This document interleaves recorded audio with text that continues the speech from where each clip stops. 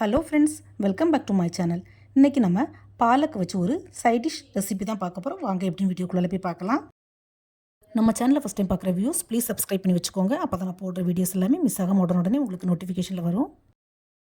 பாலக் பன்னீர் பண்ணுறதுக்கு நான் கொஞ்சம் பன்னீரை இந்த மாதிரி க்யூப் ஷேப்பில் கட் பண்ணி எடுத்துருக்கேன். ஃபஸ்ட் இதை கீழே நல்லா ஃப்ரை பண்ணி எடுத்துக்கலாம். நான் இன்றைக்கி பன்னீரை நெய்யில் தான் சொட்டை பண்ணி எடுத்துக்கிறேன். நீங்கள் இதுக்கு பதிலாக எண்ணெயில் கூட சொட்டை பண்ணி எடுத்துக்கலாம். பட் நெய்யில் பண்ணும்போது டேஸ்ட்டும் ஃப்ளேவரும் செம்மையாக இருக்கும். பன்னீரை சாட்டே பண்ணும்போது மேக்ஸிமம் ஸ்பூன் யூஸ் பண்ணாமல் இந்த மாதிரி லைட்டாக டாஸ் பண்ணி எடுத்துக்கோங்க. அப்போ தான் பன்னீர் உடையாமல் நமக்கு கிடைக்கும். சாட்டே பண்ண பன்னீரை தனியாக ஒரு பிளேட் அல்லது பவுலில் ட்ரான்ஸ்ஃபர் பண்ணிக்கலாம். இப்போ கேஸ் ஸ்டவ்வில் ஒரு கடாய் வச்சு அதில் கொஞ்சமாக தண்ணி ஊற்றிக்கலாம். இந்த தண்ணியில் பாலக்கீரையை கட் பண்ணி சேர்த்துக்கலாம். அதாவது காம்பை நீக்கிட்டு சேர்த்துக்கோங்க. கூடவே காரத்துக்கு ஒரே ஒரு பச்சை மிளகா சேர்த்து இதை வேக விட்டுக்கலாம். பாலக் மட்டும் நல்ல ஃப்ரெஷ்ஷான பச்சை கீரையாக பார்த்து வாங்கிக்கோங்க. பாலக் நல்ல க்ரீனிஷாக இருந்தால் தான் இந்த பாலக் பன்னீரும் நமக்கு நல்ல கலர்ஃபுல்லாக கிடைக்கும். பாலக்கை நல்லா வேக விட வேண்டாம். ஒரு கொதியிலே டக்குன்னு வெந்துடும். இப்போ கேஸ் ஆஃப் பண்ணிடலாம். இப்போ வேக வச்ச பாலக்கை தண்ணியில் நல்லா அலசி எடுத்துக்கலாம்.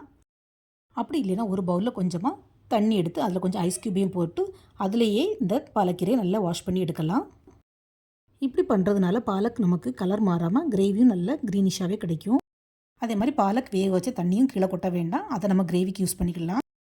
வேக வச்ச பாலக்கை மிக்ஸி ஜாரில் சேர்த்து தண்ணி எதுவும் ஊற்றாமல் இந்த மாதிரி நல்ல திக் பேஸ்ட்டாக அரைச்சி எடுத்துக்கலாம். இப்போ கேஸ் ஸ்டவ்வில் ஒரு கடாய் வச்சு அதில் கொஞ்சமாக எண்ணெய் ஊற்றிக்கலாம். எண்ணெய் சூடானதும் கொஞ்சமாக சீரகம் ஆட் பண்ணிக்கலாம். சீரகம் பொரிஞ்சதும் ஒரு 4 to 5 பல் பூண்டை பொடியாக கட் பண்ணி சேர்த்து அதையும் வதக்கி விடலாம். கூடவே கொஞ்சமாக வெங்காயத்தை இந்த மாதிரி பொடியாக கட் பண்ணி அதையும் சேர்த்து வதக்கிக்கலாம். வெங்காயம் லைட்டாக வதங்கினாலே போதும். வெங்காயம் லைட்டாக வதங்கி இந்த மாதிரி டிரான்ஸ்பரண்ட் ஆனதும் அதில் நம்ம அரைச்சி வச்சுருக்கிற பாலக் பேஸ்ட்டை சேர்த்துக்கலாம். நமக்கு இந்த கிரேவி கொஞ்சம் செமி கிரேவியாக வேணும். ஸோ கொஞ்சமாக மிக்ஸி ஜார் அலசி தண்ணி சேர்த்துக்கலாம். தண்ணி ஜாஸ்தியாக சேர்க்க வேண்டாம். தண்ணி சேர்த்ததுக்கப்புறமா லைட்டாக மிக்ஸ் பண்ணி விட்டுக்கலாம்.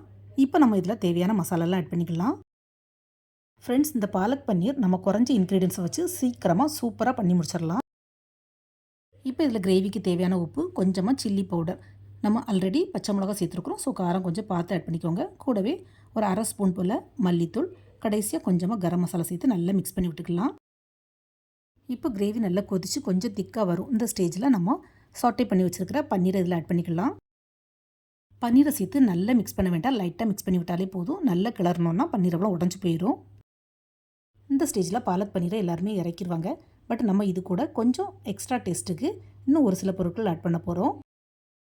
இப்போ கேஸ் ஆஃப் பண்ணிவிட்டு இந்த கிரேவியை ஒரு பவுலில் ட்ரான்ஸ்ஃபர் பண்ணிக்கலாம். இந்த கிரேவிக்கு மேலே ஒரு சின்ன துண்டு பன்னீர் க்யூப் எடுத்து இந்த மாதிரி கிரேட்டரில் வச்சு துருவி சேர்த்துக்கோங்க. இப்போ இந்த பாலக் பன்னீர் ஹைலைட்டுக்கு ஒரு தடுக்கா பண்ண போகிறோம். அதுக்கு கேஸ் ஸ்டவ்வில் ஒரு தடுக்கா பேன் வச்சுக்கலாம். அதில் கொஞ்சமாக எண்ணெய் ஊற்றிக்கலாம். எண்ணெய் சுரந்தும் ஒரே ஒரு மிளகாவத்தில் இந்த மாதிரி கிள்ளி சேர்த்துக்கோங்க. மிளகாவத்தில் லைட்டாக செவந்ததும் அதில் 1 ஸ்பூன் போல் பொடியாக கட் பண்ண பூண்டை சேர்த்துக்கோங்க. பூண்டு லைட்டாக ஃப்ரை ஆனதும் அதில் 1/2 ஸ்பூன் போல் காஷ்மீரி மிளகாத்தூளை சேர்த்து பொரிய விட்டுக்கலாம். சில்லி போட்டு சேர்த்த உடனே கேஸை டக்குன்னு ஆஃப் பண்ணிடணும். அப்படி இல்லைன்னா கரிஞ்சு போயிடும். இப்போ இந்த தடுக்காவை அப்படியே கிரேவிக்கு மேலே ஊற்றிக்கலாம். அவ்வளோதான், தடுக்கா பாலக் பன்னீர் சூப்பராக ரெடி ஆகிட்டு. இந்த தடுக்கா பாலக் பன்னீர் டேஸ்ட்டு சும்மா வேறு லெவலில் இருக்கும். இதை சப்பாத்தி, நான் எதுக்கு வேணாலும் தொட்டு சாப்பிட்லாம். இந்த வீடியோவை பார்த்ததோட விடாமல் நீங்களும் இதே மாதிரி உங்கள் வீட்டில் கண்டிப்பாக ட்ரை பண்ணி பாருங்கள். உங்களுக்கு எப்படி வந்தது, பிடிச்சிருந்தா உங்களோட ஃபீட்பேக்கை மறக்காமல் ஷேர் பண்ணுங்கள். இந்த வீடியோ பிடிச்சிருந்தா நம்ம சேனலை லைக், ஷேர் அண்ட் சப்ஸ்கிரைப் பண்ணுங்கள். தேங்க்ஸ் ஃபார் வாட்சிங். See you soon in the next video. Bye bye.